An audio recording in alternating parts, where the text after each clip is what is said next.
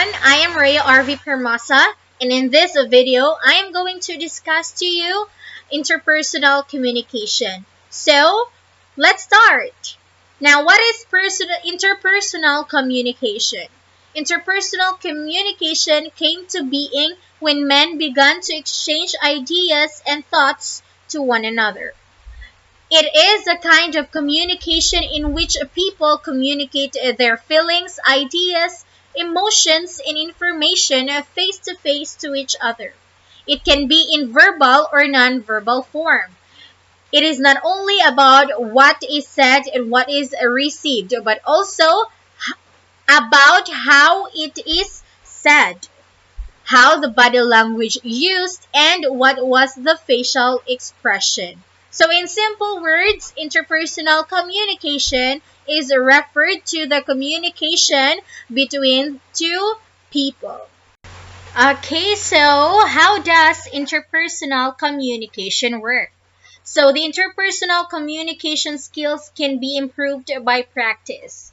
Okay, so if you are an introvert person, if you are afraid to talk to anybody, to someone even, so you need to practice. You can practice it within your homes, within your family. You can improve your interpersonal communication skills just by talking with the people inside your houses, within your family. So, the interpersonal communication takes place when two people are at the same place, aware of each other's presence, no matter how unintentional or unpremeditated it is.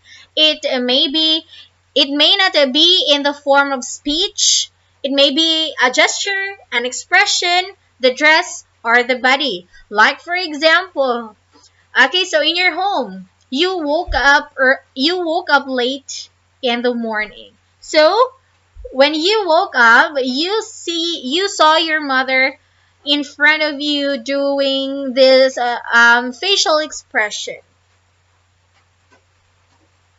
So without saying any words, you already understood what your mother's thought about you, right? So you will probably come into your mind that your mother is upset, your mother is angry because you woke up late in the morning. Alright, so by that, interpersonal communication already occurred in a non-verbal form. So the essential factor is there should be a message and it should be sent by the sender and it should be received by the receiver. Alright, so that is how interpersonal communication works. So the sender must delivered or must send the message or the information, and the receiver must receive the message that was being sent. In order also for this interpersonal communication to really work, it has 6 elements. So the first element is the communicators are the people. We the one who communicate are the communicators. So the term communicator refers to both the sender of the information as well as the receiver. So in interpersonal communication, there are at least 2 communicators involved in the conversation. So the interpersonal communication won't work without the communicators. So we have the second element, the message. One of the most important parts of interpersonal communication is the message. As I have said earlier, the most important factor of interpersonal communication is that the message should be sent and by the sender and it should be received by the receiver. So there would be no interpersonal communication, there would be no communication to occur if there is no message that are being conveyed. So message can be conveyed in many ways, through speech, body language, tone of voice, gestures, and other indicators. Okay, so the third one we have noise.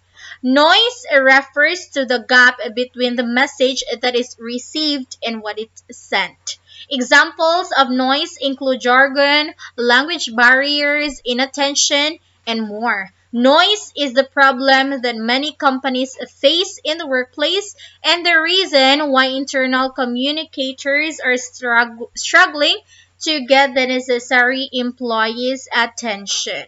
Yes. So next we have feedback. Feedback is the response of the receiver. In other words, it is the message sent back to the sender.